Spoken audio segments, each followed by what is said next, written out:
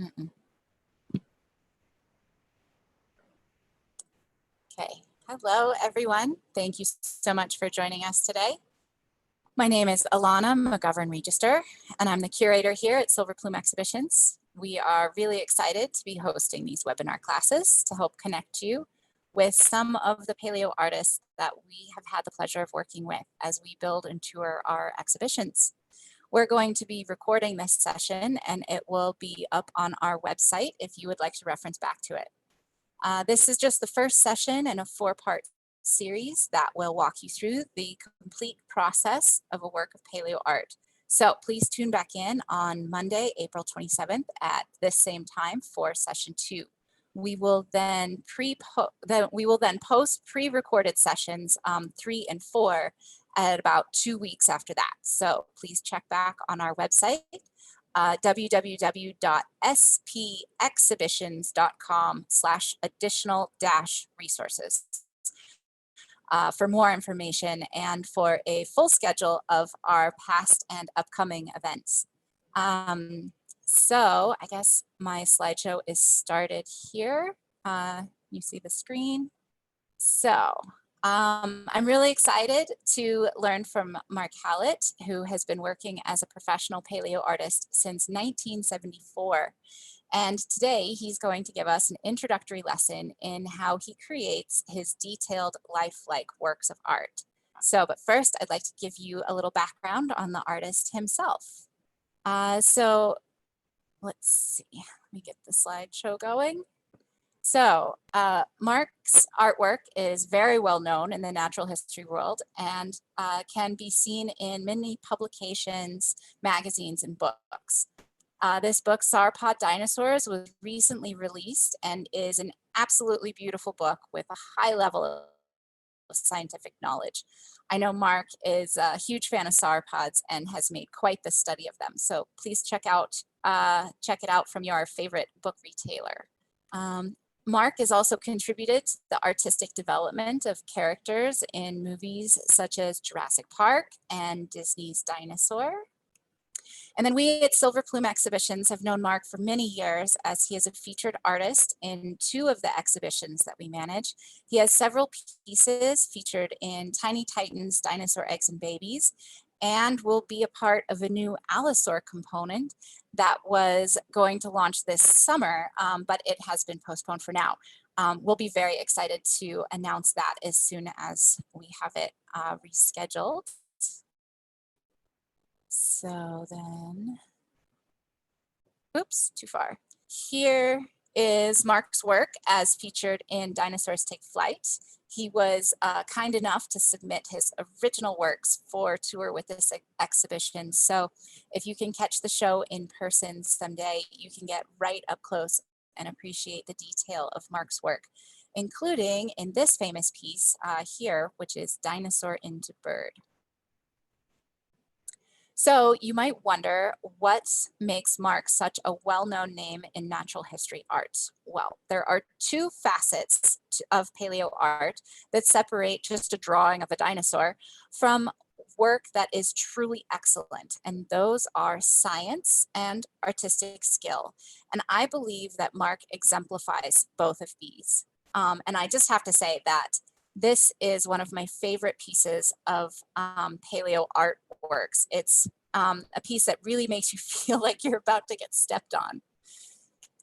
So the first job of a paleo artist is to represent the science. It's to show how something moves in space. You need to know how it is built, how its bones align, and how its muscles move. There's extensive research and planning that goes into a final piece. Mark takes this step very seriously and works hand in hand with researchers and scientists to portray his subjects with the most accurate details inside and out. So the second aspect of great paleo art is attention to detail and portrayal of not just the subject, but also the environment that they lived in. So here are 2 landscape paintings that are beautiful all on their own. Now, when you add the foreground, you can see that the depth of detail just takes this action to a whole nother level of living, breathing, life or death struggle. It gives a place and time and, like in this next landscape, a mood or feeling. The prehistoric animals that you draw as paleo artists are so interesting and mysterious, but to really understand them and thus draw them well, you have to know how they are built and where they live. Mark Hallett is an absolute master in both of these topics. But today we are going to learn about building a saber-toothed cat. So grab your pencils, your paper, and I will turn this over to Mark.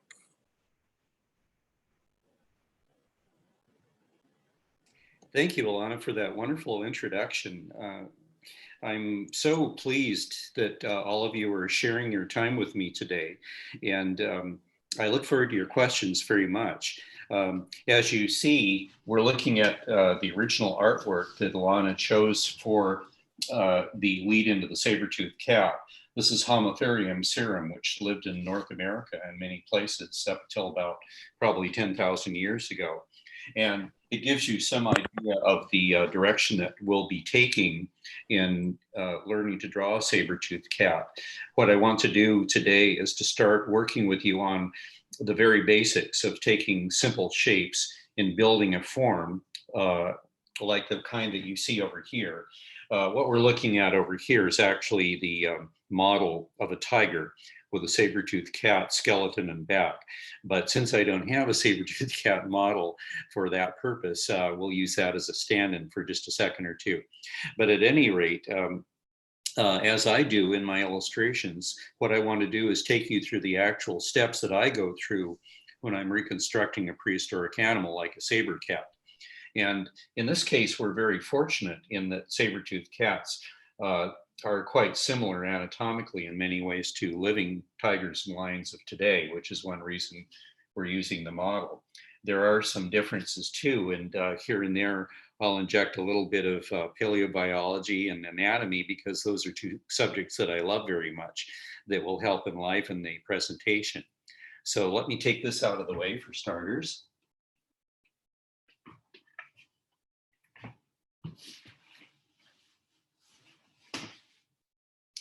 And we'll get going.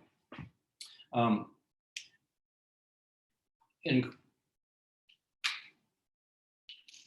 instructing an animal from scratch, one thing that I like to do very much is to start with the spine or the backbone, because it's really kind of like the skeleton of the drawing, just like the skeleton of the animal that we see over here.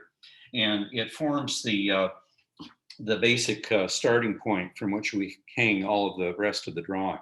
So let's start doing that right now. Here's a side view of the saber-toothed cat. So we'll start with its spine.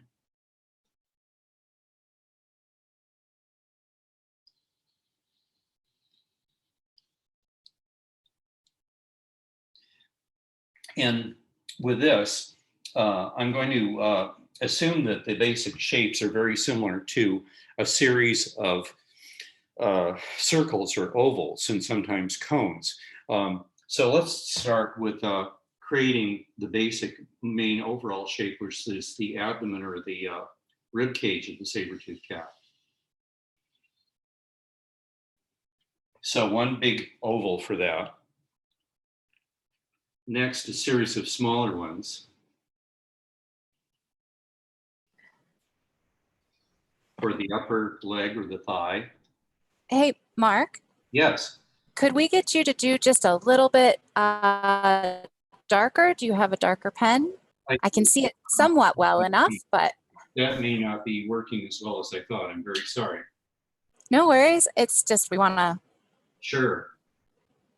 be able to see nice and well. Thank you so much. Judge how something looks on video sometimes, but let's try that.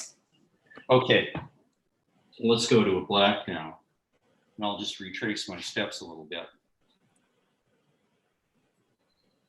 That's perfect. All right, let's go with that. Thank you so much. Sure, no problem. So we've got the spine or the backbone, and then as I was saying, we're going to superimpose a series of big simple shapes. And granted, we don't see these literally in nature, but it's very useful to be able to break down natural forms into a series of shapes like this. More than 100 years ago, Paul Cézanne, the great French painter, broke down many of the shapes in nature into such things as cubes, triangles, or excuse me, pyramids, cubes, and so forth. And when he was developing his cubist technique, he used these a lot. But we can use these in nature to some extent too. So starting with the abdomen or the rib cage, let's go to the neck.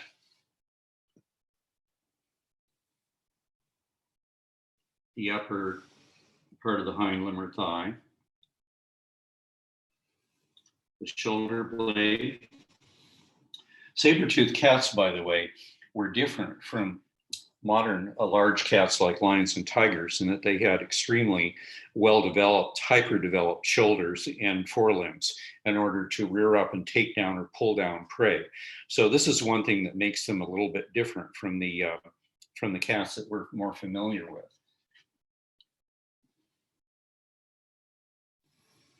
So we'll show this big muscular upper limb, and then going to the lower limbs.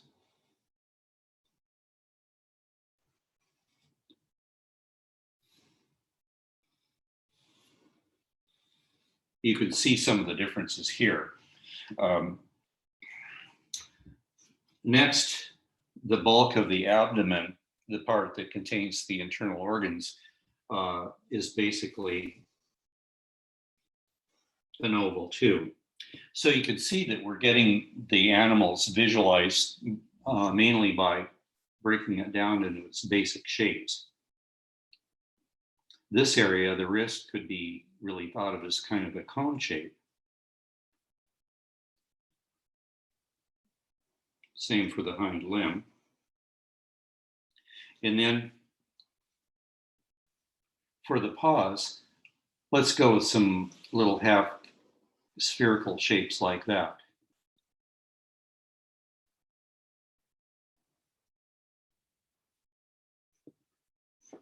Okay, going on to the head really is the same, and I'll be showing you a head in more detail in just a moment.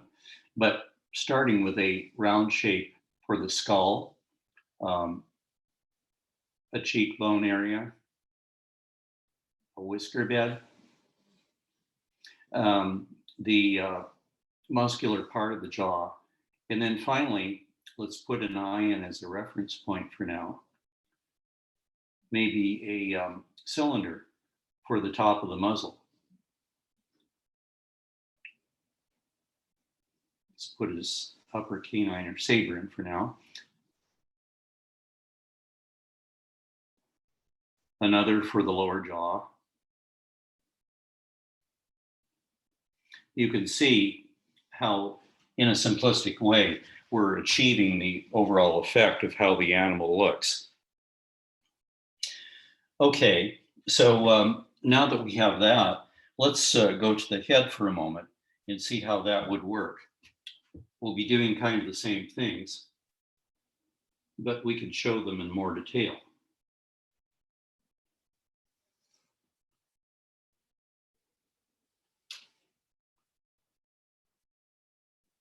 Think of it as a cone shape or a big oval, and then go to the skull, the brain case. We'll put our eye in as a reference point.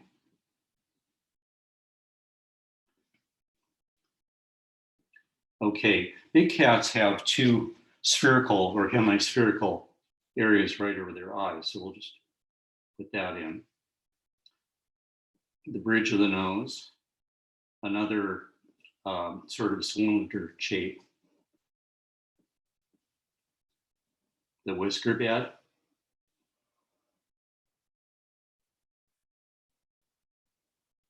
Another shape for the nose.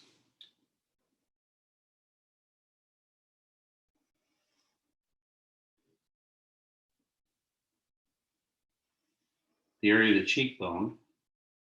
And many of these shapes you can see in your own body. We are very similar as mammals to each other. So by looking in the mirror and touching your face, you can see some of the same shapes going on, especially if you turn your head under an intense light, you can see many of these shapes. Obviously, the round part of our heads or our skulls, our noses, our cheeks, and so forth, depending on how you look.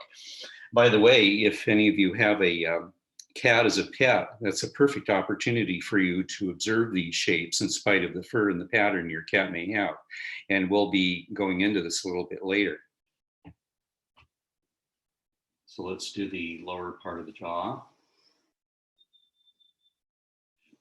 Finish off the skull. Okay, the lower part of the jaw we could think of as a cylinder, and then maybe another oval shape for the lower jaw. Okay, so you can see how these are basically forming the animal. The ear is a flat thing, and it's composed of a sort of a cone shape here, but also we can just suggest the ear for now to give it some kind of a semblance. Give them some lower teeth. Okay, the next thing is to connect some of these shapes and create a more detailed version of what we want to do. So let me just get this out for a minute. We'll use a darker pen for this.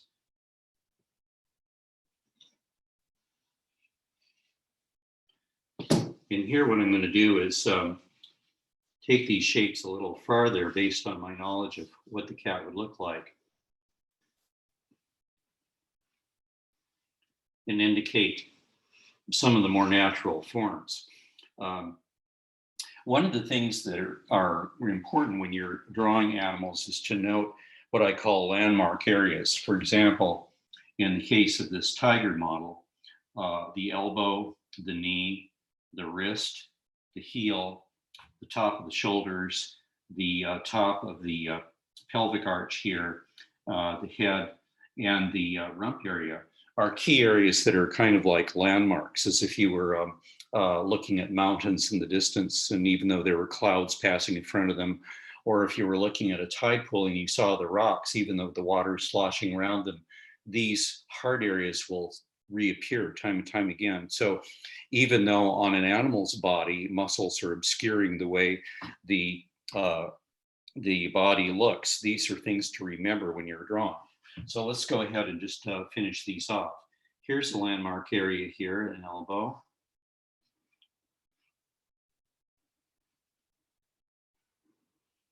The knee.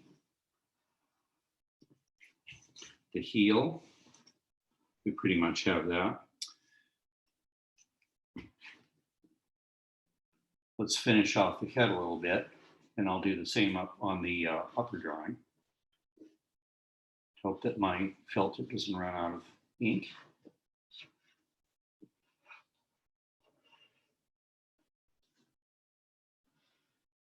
Let's give them an ear. We really don't know what the fine details of saber-toothed cats looked like. There were several different kinds. However, depending on their lifestyle, they might have had very, very different colorations and very, very different fur patterns. Saber-tooths, as you can see, had short tails, unlike modern cats, except lynxes and bobcats. So when I'm portraying a saber-toothed cat, I like to entertain the idea that at least some of them might have had pointy, tufted ears like a lynx, since they had short tails. They also might have had very long, sort of Sylvester cat cartoon-like side ruffs like that. We just don't know. But it's fun to speculate about all these things. Okay, you've seen how I've connected the basic shapes except for the abdomen. Let's just give him a little bit of fluff down here. All of these things would go together. So you can see how we're getting the basic shape of our animal together like that. Just reinforce this so it shows a little bit better.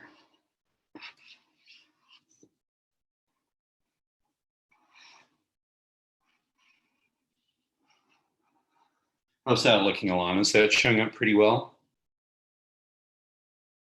Okay, I'll take that as a yes. Yes, Okay. it's looking great. Thank you so much. Good.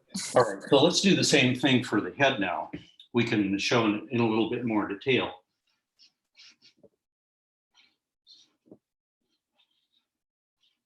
My fine pen is starting to give out, so I will now switch to another one.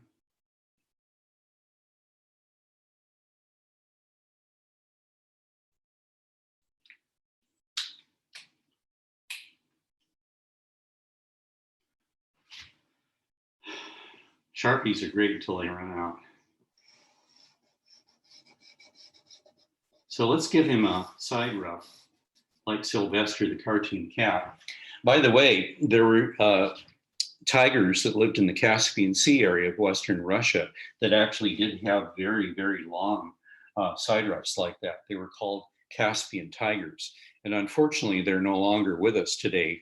However, it's possible that if we are able to do genetic engineering, it may be a scene in the future that we could see to have these tigers back again by being able to take the DNA from a Siberian or Amur tiger, which shares a lot of its genetic information with the extinct Caspian subspecies, and to be able to recreate a Caspian tiger that would look like they did.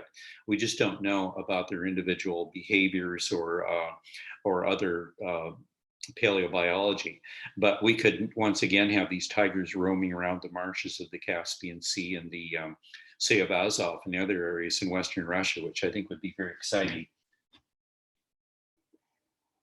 A lot of cats have very furry kind of lower jaws, so let's put that in.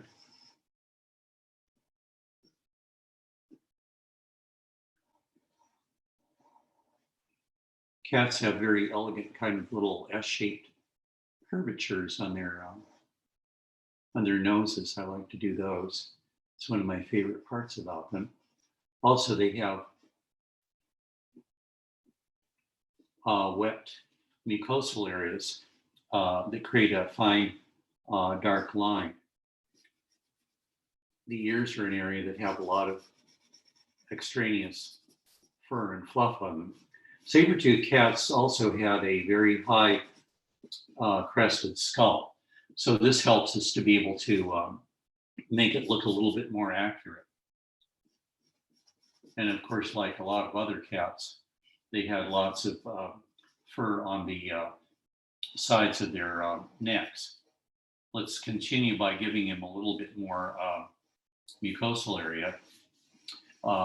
Saber-toothed cats probably had a lot more skin area that surrounded in front of the bed to kind of protect the upper canine or saber. So I'm doing that right now. Tigers have quite a bit of it too.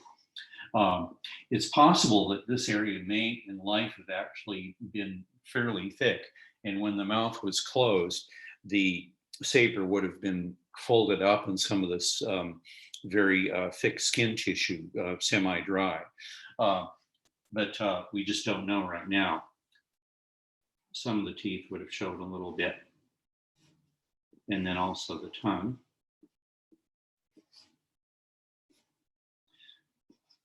At any rate, from this, you can get an idea of how we would complete a better, more realistic looking drawing. Now, one other thing that factors into making a drawing like this is the idea of crossover, and we'll get into this a lot more later. But here you have an area where the upper limb crosses over the curve of the abdomen. You have the area where the knee crosses over the lower abdomen here. Okay, well, if we were looking at this in more detail, basically you would have the knee like this, and you'd have the abdomen like that. Also, you'd have the elbow crossing over the chest like that. Okay, this is important because after all, we're dealing with a flat surface. However, our aim is to try to recreate a realistic rendering of an animal to make it pop out from the two-dimensionality of the page or the drawing board. So we'll get into this a little bit more later. but whisker bits.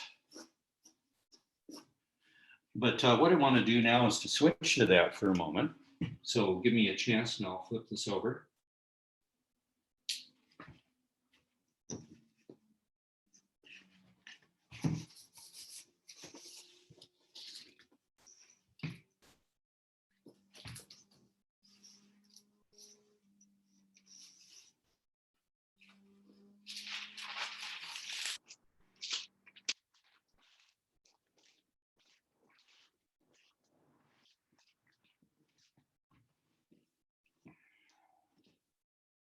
Okay, we went over just now the idea of creating contours, lines on a flat piece of paper, drawing board. Everything outside the contour of the line is not a saber-toothed cat, everything in is. Okay, however, as I was saying, what we're interested in is the idea of creating the idea of a three-dimensional form. So if you take those contoured shapes like an oval or a cylinder, we have something like this. Okay, using this egg as a model, it's a little hard to see. It's a little bit better, I think. Let's hope I don't break it. Here's an egg. Okay, great. However, it turns in space. It turns and becomes different in its shape. It goes into perspective, in other words. Okay. Here I've taken another egg and actually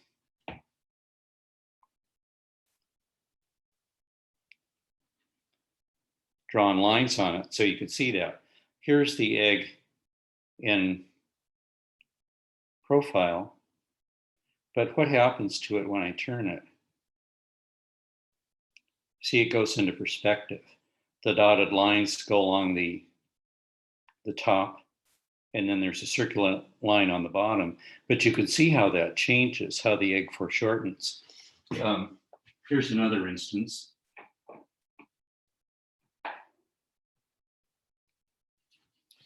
Here's a diffuser that I borrowed from my wife, and this is a nice stand-in for a cylindrical form, such as the hind leg. Now watch what happens when I turn that. Turn it a little bit better. Okay, here we are. See how it appears to get smaller? It really doesn't, but it goes back in space and forward in space. So that's what we're trying to achieve when we're doing a drawing like this. So let's take these principles and apply it to a saber cat.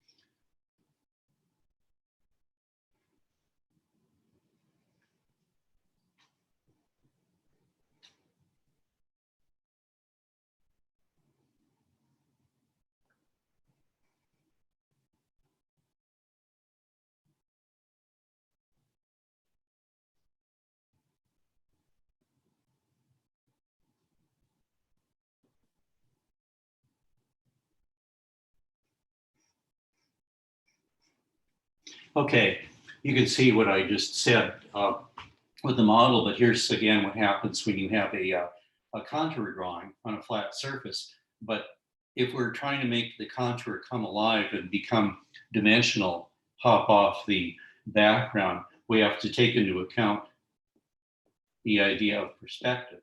So here I've got that cone shape in perspective. And likewise, the egg.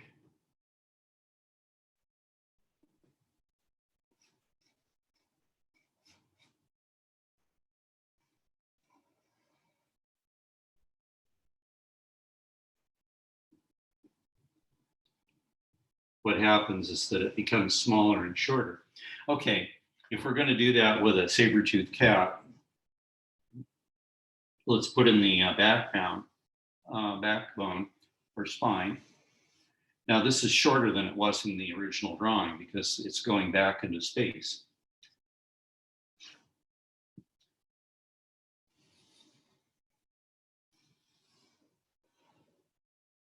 Here's its rib cage. Again, it's shorter, just like it is here.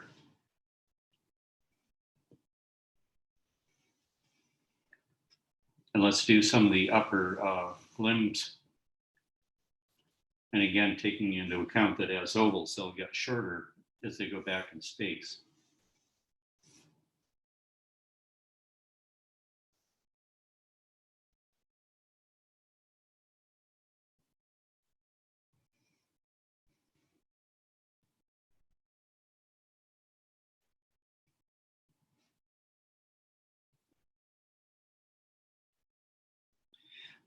You notice this especially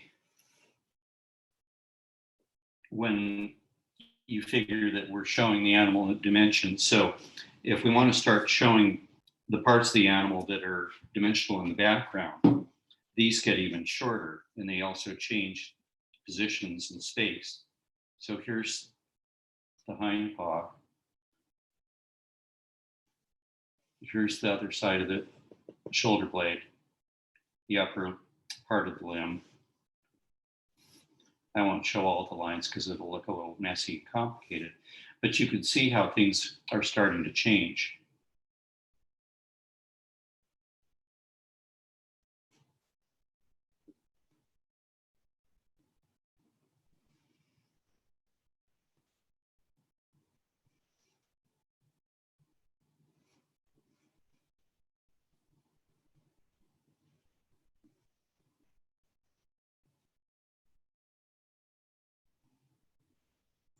You notice that I made the outermost toe of the saber-toothed cat small. One discovery that was made at the La Brea tar pits was that the innermost claw or dew claw of a saber-toothed cat was much bigger in proportion to its paw than is the case with the lion or a tiger. The other toes get smaller and smaller. So this is the opposite of the way it is with the big cat of today. But it's very similar to what you would get in the case of the big dew claw on the first digit, which is the equivalent of our thumb, with a cheetah, because a cheetah hooks its prey and pulls it down. Saber-toothed cats had much bigger forelimbs, as I was saying, and very robust shoulders, so that they could rear up on their hind limbs and drag their prey down. They also had rather short backbones in proportion to their bodies compared to a lion or a tiger over here. Anyway, let's continue with our drawing here like this. The brain and the skull area. Let's give it whisker beds. The cheek area. And then one of these two dome shapes over here. Okay, in perspective, these would take on this kind of shape.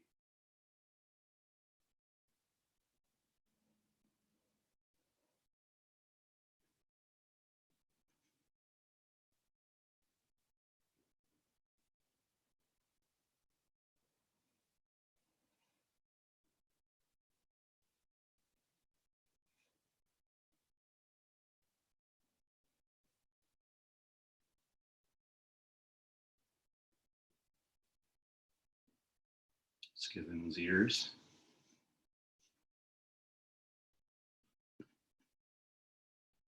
Here's that cone shape. I thought was good for the bridge of the nose. You may see other shapes in there, and that's fine. If you think that it looks more like a an oval or something like that, that's fine. It's whatever you see in the shapes that you're looking at that will help you.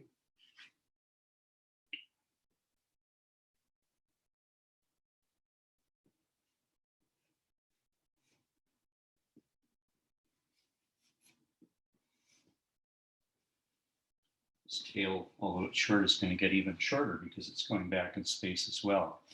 Okay, so this is generally what we're looking at when we're trying to think of something going from just a flat contour in space, turning around.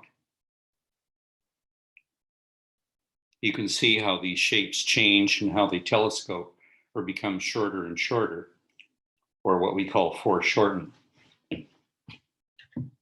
So let's go to the head now.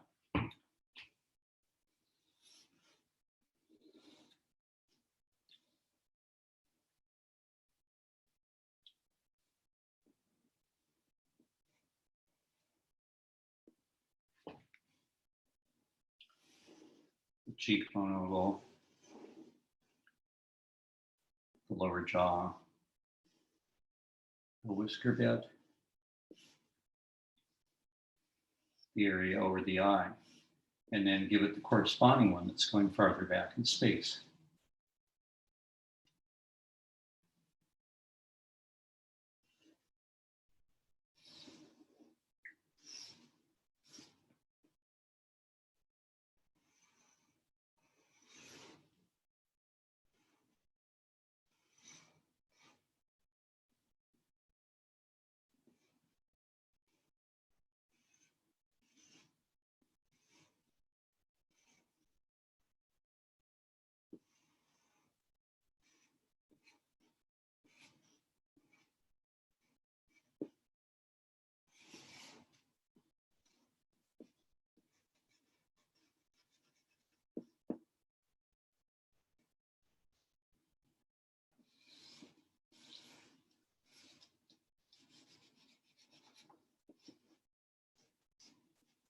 See how these ears change? They're basically flat triangular areas, but instead of seeing a long shape here, we see a very short shape like this.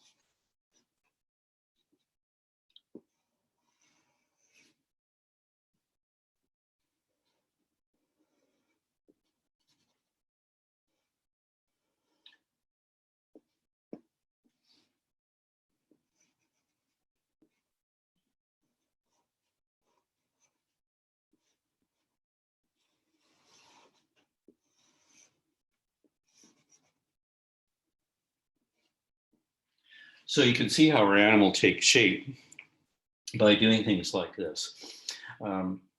In the next couple of presentations, what I want to do is to take you into using light and shadow by using pastels or stick crayons in creating the idea of shading and highlight in order to take this sort of dimensionality a step further and create a drawing that tends to look very dimensional, that really pops out off of the drawing board. So at this point,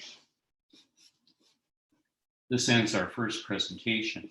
And now I'm going to look forward to your questions. I'm sure you probably have a lot of them, and I hope the things that I showed you come through well enough. So Alana, do you want to take it from there? Yeah, that was so much fun. It's really amazing to see you kind of put a sketch together so quickly like that. Well, And I hope it made sense. I hope it worked. Yeah, it looks really great. I do want to ask you for everyone that, because my drawings do not look nearly as nice as that so quickly, but how many times do you think you draw one of these sketches or an animal before you get to a pose or a size comparison that you are happy with for a final piece? How many times do you think you sketch something? I would say probably I go through anywhere from 4 to 6 drawings, usually small drawings, very quick, what we call gesture drawings, showing the animal's basic pose using simple lines like the line of the back, the line of the limbs, and just maybe a little bit on the head um, to get the feeling for the way I like it. However, after this is done, I take this a step further, and if the animal is relatively unknown, I do a fairly detailed anatomical study, such as the ones of the mammals you showed from the John Day Formation at the beginning of the program.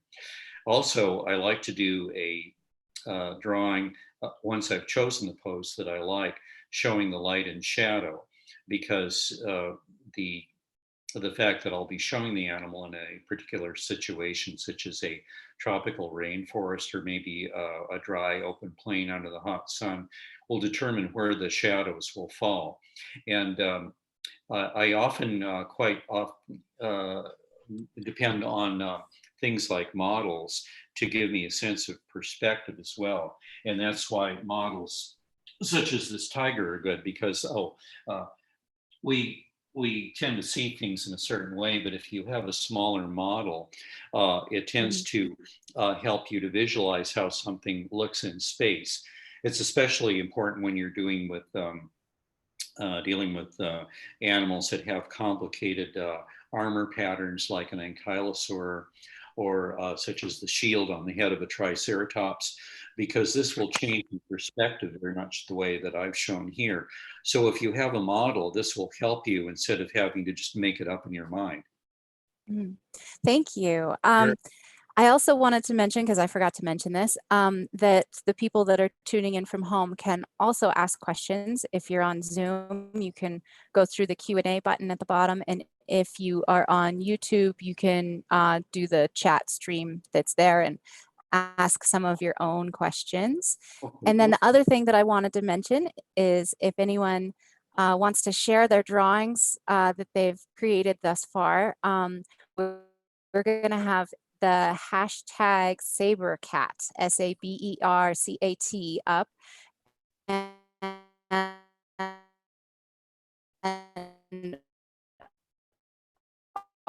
also Alana, if you can hear me, you're breaking up.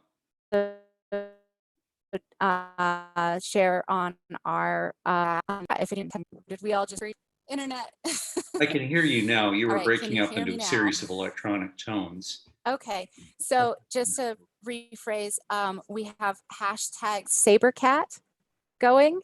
So hashtag SABERCAT if you want to share any of your drawings. We have one. Can you hear me? I can hear you. You mentioned using a hashtag. Unfortunately, I don't use Twitter. I would be very happy to welcome any questions on my e-address, however, and you're welcome to share that with your viewers. I'd be more than happy to respond to them personally, and then also because I have a scanner. I can scan any drawings of things that they want to see and communicate that way, if that would be possible. As I've said to you, I tend to be a technological dinosaur. I've actually never done a Twitter before, believe it or not. So I'd be a bit helpless about using that unless someone could explain it to me. But as I was saying, I really would like to communicate with anyone. I totally crashed. My microphone's okay.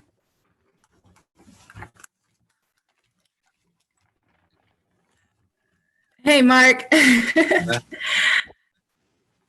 on the other side of Silver Plume exhibitions here. Okay, so Mine. I'm sorry about my deficiency in doing Twitter. No, don't worry about it.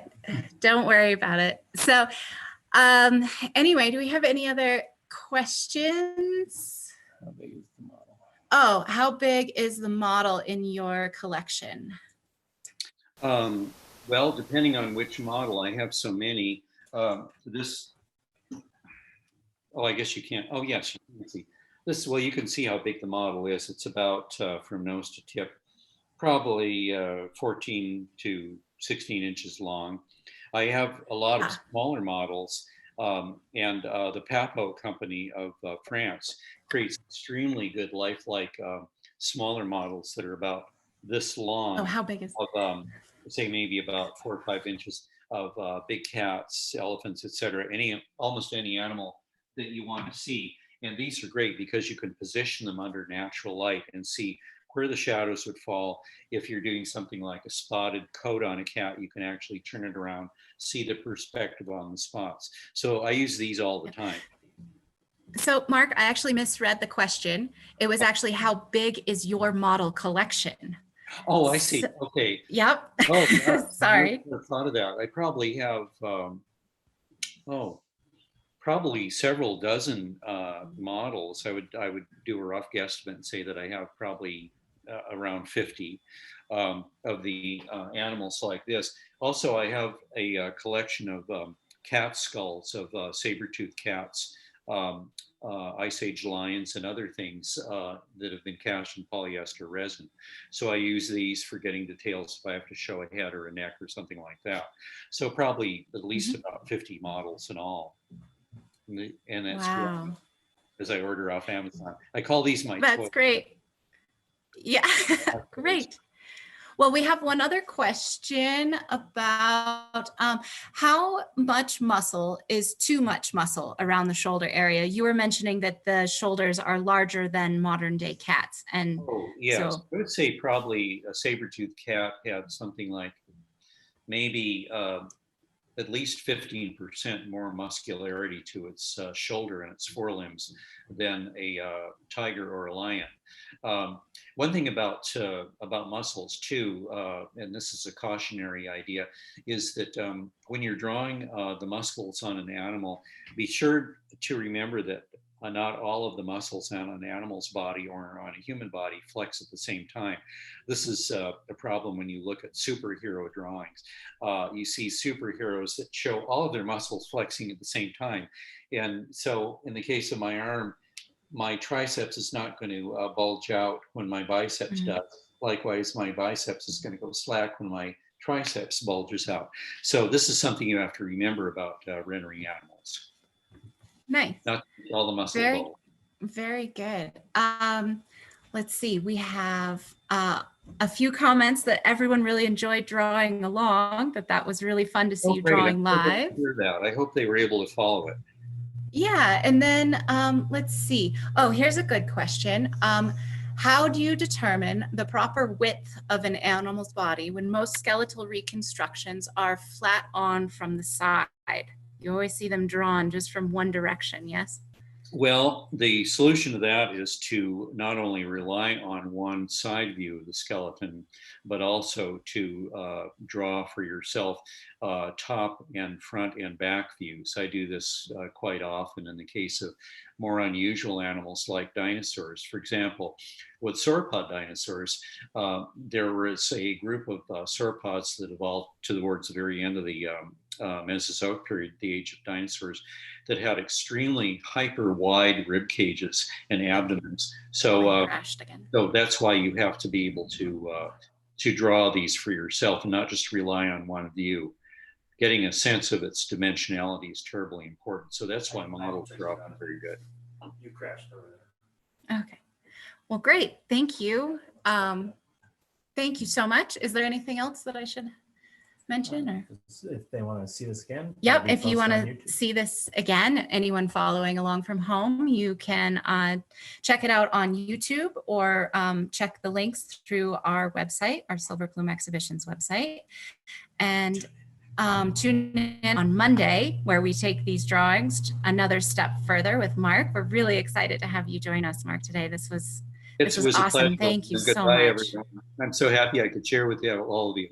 Take care. Yep. And thank you so much. We will hopefully see you all again on Monday to keep going with this. Yep. Bye-bye. Thank you. And then All right, baby. So do it and in then can you turn off his video? No. But can I spotlight us? Thanks, Nick. All right. Are we, they're done and we turned off the video. All right. So are we there? And it's